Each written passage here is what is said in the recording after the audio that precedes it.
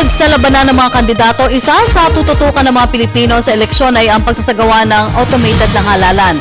Bagamat ito na ang ikalawang eleksyon na gagamit ang COMELEC ng Precinct Count Optical Scan o PCOS machine, marami pa rin ang nagpahayag ng kanilang pag-aalinlangan sa naturang proseso ng halalan at sa magiging resulta nito.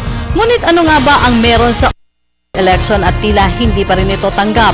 Ano nga ba ang pinagdadaanan ng ating bansa bago tayo magkaroon ng high-tech na eleksyon? Alamin natin yan mula kay Edwin Eusebio. Simula nang magsarili ang Pilipinas bilang malayang bansa mula sa kumpas at dikta ng mga baniyaga, naging bahagi na ang eleksyon sa pagpili ng mga susunod na lider o mamumuno. Alinsunod sa mandato ng saligang batas, karapatan ng sinumang mamamayan ng Pilipinas na nasa hustong gulang ang makiisa sa pagboto. Kaya naman, obligado ang mga botante na maglaan ng oras sa pagpunta sa mga polling precinct upang itala sa balota ang pangalan ng mga pinagkakatiwalaan nilang kandidato, partikular sa pwesto na minimithin ng mga ito. Matapos ang itinakdang oras ng pagboto ganap na alas 3 ng hapon, sisimulan noon ang pagbilang ng mano-mano ng mga guro na silang nagsisilbing mga election officers. Noong mga panahong iyon, inaabot ng magdamag at ilang araw pa bago mabatid ang mga nagwagi sa halalan. Kadalasan, nagbubunga ito ng mga karahasan. May mga impluwensyang politiko ang nagagawang gumamit ng guns, goons and gold, mga tauhan at salapi para mamanipula ang resulta ng boto kapag ito'y hindi papaboro sa kanila. Kaya naman, isinulong ng mga mambabatas ang modernong paraan ng halalan o ang automated polls sa Pilipinas. Natuloy na nga ang computerization ng pambansa at lokal na eleksyon noong Mayo 2010. Kalinsabay nito ang Komisyon ng Halalan ang nangasiwa sa bagong paraan ng pagboto at pagbibilang nito. Sa ilalim ng Automated Election System na ipinatupad alinsunod sa Republic Act 8436 o Poll Modernization Law, sa amyenda ng Republic Act 9369, ang pagbilang, tally, paglilipat at paglalagom sa mga boto ay gagawin sa pamamagitan ng mga computers. Dahil sa layuning ito, bumili ang COMELEC ng 82,200 na mga voting machines mula sa banyagang kumpanyang Smartmatic na mga Precinct Count Optical Scan o PCOS machines.